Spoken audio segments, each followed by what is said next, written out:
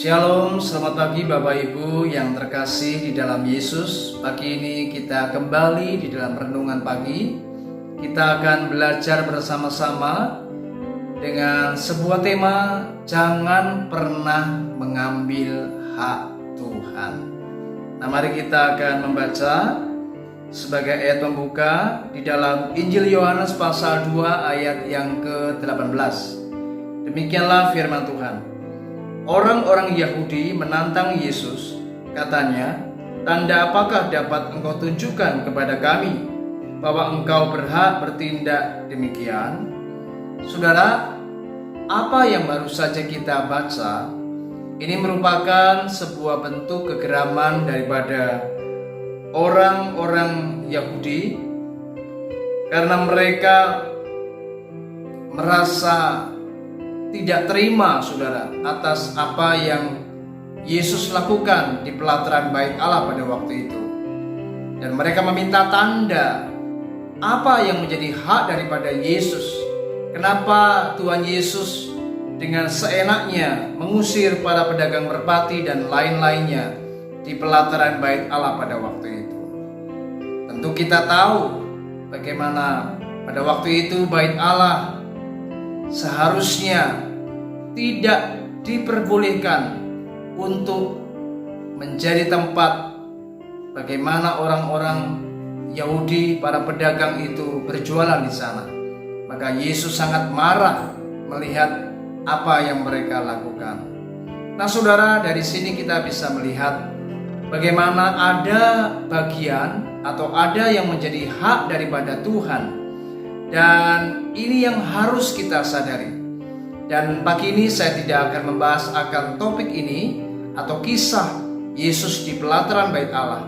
Tetapi inti yang mau saya sampaikan adalah bagaimana ada pesan di sini, ada bagian atau ada yang menjadi hak daripada Tuhan. Dan ini yang harus kita renungkan. Bagaimana sebenarnya kita harus sadar ada beberapa bagian atau ada beberapa hak yang menjadi milik Tuhan yang seharusnya kita tidak boleh merampas, kita tidak boleh mencuri, atau kita tidak boleh mengambil apa yang menjadi hak Tuhan, saudara. Nah, mari kita akan renungkan pagi hari ini ada 3 hal atau ada 3 yang menjadi hak Tuhan, dan kita harus sadari akan perkara ini. Yang pertama yaitu bagaimana pujian, hormat, dan kemuliaan adalah hak Tuhan. Nah, mari kita akan baca di Mazmur pasal 96 ayat 6 sampai ke 7. Demikianlah firman Tuhan, "Keagungan dan semara ada di hadapannya, kekuatan dan kehormatan ada di tempat kudusnya. Kepada Tuhan, hai suku-suku bangsa, kepada Tuhan sajalah kemuliaan dan kekuatan." Saudara, melalui ayat ini kita kembali diingatkan bagaimana melalui Mazmur pasal yang ke-96 ini kita melihat ini adalah sebuah bentuk nyanyian bagaimana seluruh umat, seluruh bumi, seluruh ciptaan, bahkan seluruh bangsa, mereka harus memberikan segala kemuliaan, pujian hanya bagi Tuhan.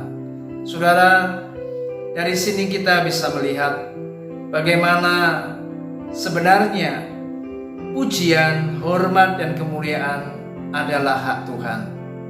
Artinya hanya Tuhan yang pantas, saudara, menerima pujian, hormat, dan kemuliaan. Kita sebagai manusia seharusnya sadar, jika kita diberkati, jika kita berhasil, jika kita sukses, jika kita luar biasa dalam pelayanan, mari jangan pernah mencuri kemuliaan Tuhan. Jangan pernah kita ambisi untuk menerima pujian, sanjungan, hormat daripada manusia. Tapi mari dengan kerendahan hati kita menyadari bagaimana sebetulnya hanya Tuhan yang layak menerima pujian, hormat, dan kemuliaan. Oleh sebab itu, ketika Anda sukses, ketika Anda berhasil, mari ingat saudara, kita tidak boleh mengambil apa yang menjadi hak Tuhan ini. Mari biarlah segala pujian, hormat dan kemuliaan kita kembalikan hanya kepada Yesus yang adalah Raja kita. Mari kita arahkan seluruh jemaat kita untuk memberikan pujian kepada Tuhan, memberikan hormat, rasa kagum, dan memberikan kemuliaan hanya bagi Tuhan. Kalau kita membaca di dalam Wahyu pasal yang keempat, saya akan baca langsung di ayat yang ke-11 saudara. Ayat ini luar biasa, dikatakan, "Ya Tuhan dan Allah kami, Engkau layak menerima puji-pujian dan hormat dan kuasa, sebab Engkau telah menciptakan segala sesuatu, dan oleh karena kehendak-Mu semuanya itu ada dan diciptakan." Perhatikan ayat ini, sungguh luar biasa. Bagaimana seluruh umat, seluruh ciptaan memberikan segala pujian, hormat dan kuasa, bahkan kemuliaan hanya kepada Dia, karena Dia yang menciptakan segala sesuatu, dan oleh kehendaknya segalanya itu ada, saudara. Saudara, artinya jika tanpa Tuhan maka kita bukan siapa-siapa. Mari hari ini jangan pernah sombong, jangan pernah merasa apa yang kita sudah raih, semua yang kita bisa lakukan, pelayanan-pelayanan kita di mimbar yang begitu hebat dan luar biasa.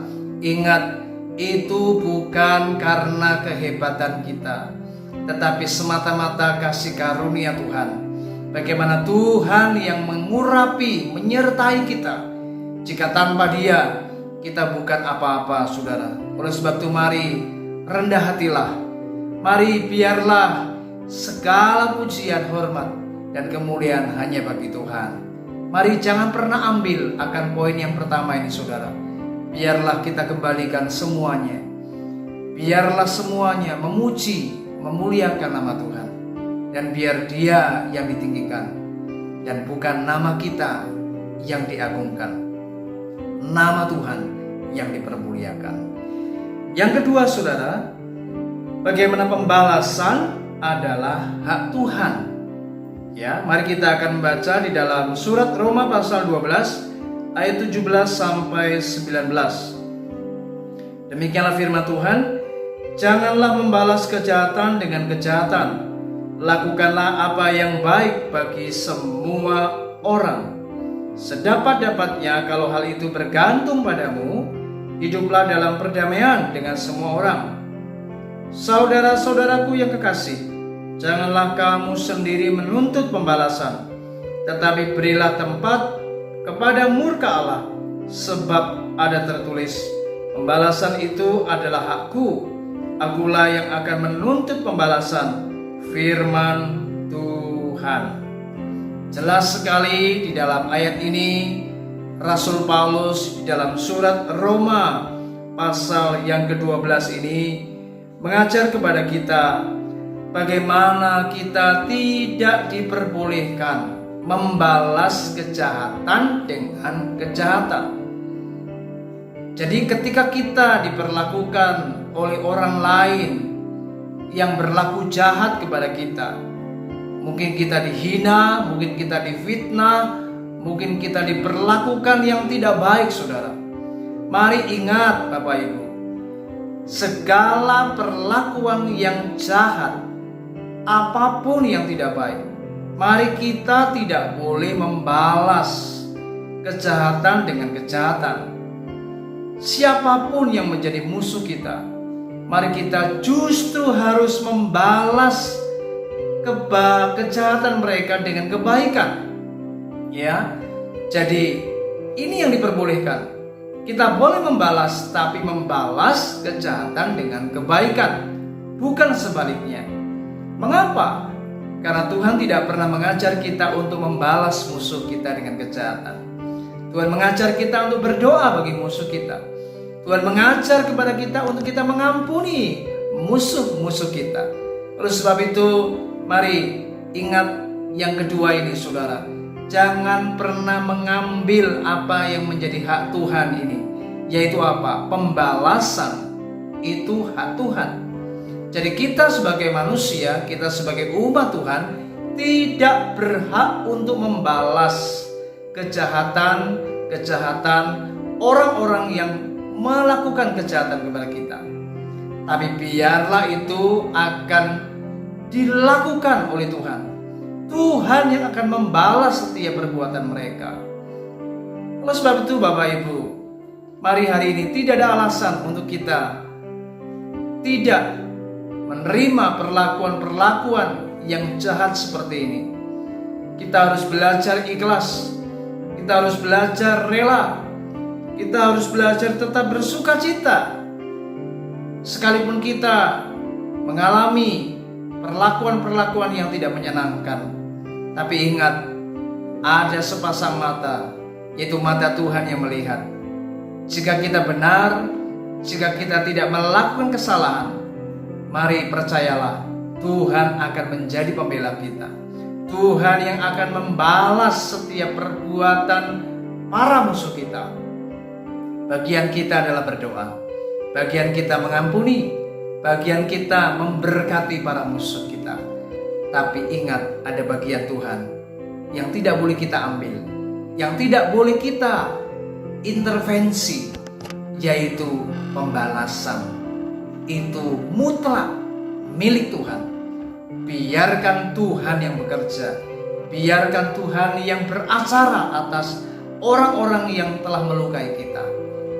Mari Bapak Ibu, ini poin yang kedua yang perlu untuk kita renungkan dan kita sadari. Biarlah pembalasan itu milik Tuhan dan bukan bagian kita. Yang ketiga, saudara, yaitu tentang bagaimana perpuluhan adalah hak Tuhan.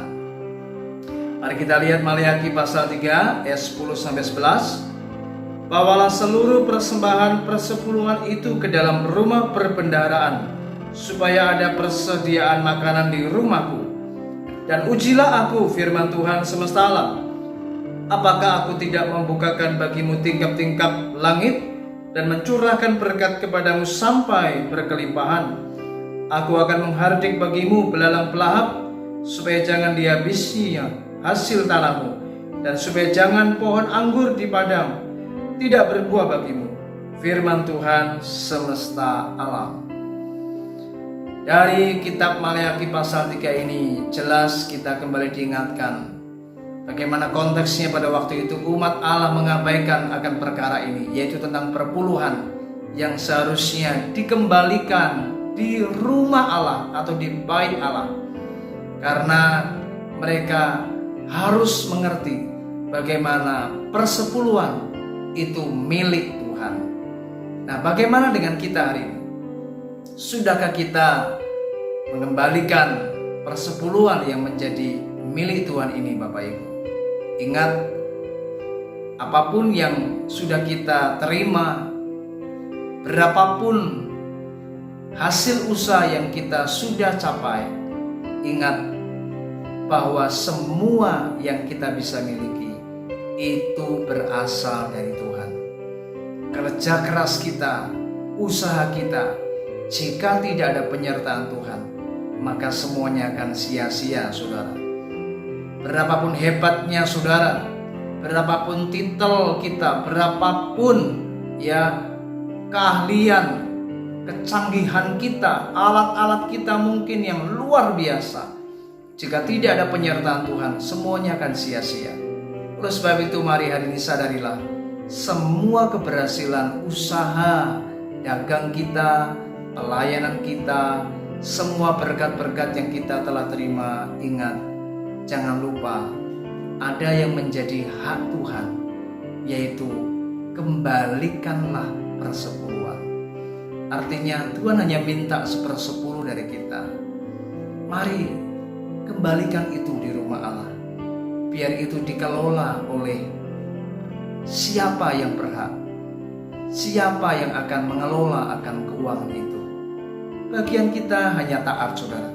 Bagian kita menyadari bahwa kita harus mentaati firman Tuhan, dan kita percaya kalau kita mengutamakan Tuhan, Kalau kita memberikan apa yang menjadi milik Tuhan, yang adalah hak Tuhan, percayalah, kita tidak usah berpikir tentang bagaimana nantinya, apakah ada berkat atau tidak. Percayalah, kalau kita taat, pasti ada berkat.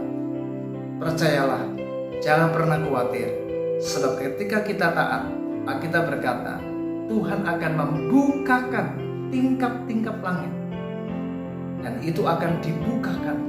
Artinya ini berbicara tentang berkat akan dicurahkan kepada setiap kita yang mengembalikan persepuluhan kepada Tuhan.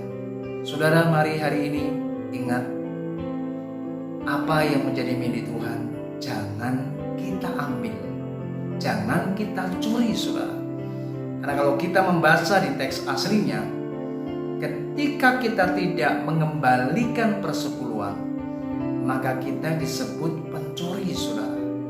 Kita telah mencuri apa yang menjadi milik Tuhan.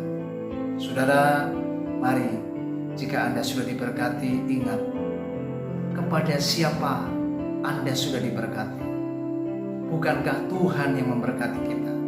Bukankah Tuhan yang sudah memberkati usahamu, memberkati pelayananmu? Mari kita kembalikan semuanya, yaitu apa yang terbaik.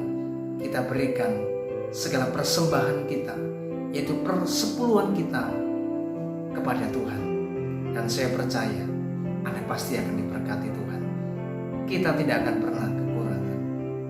Saudara, biarlah renungan singkat pagi ini ada 3 poin yang saya bagikan. Ingat, jangan pernah mengambil hak Tuhan.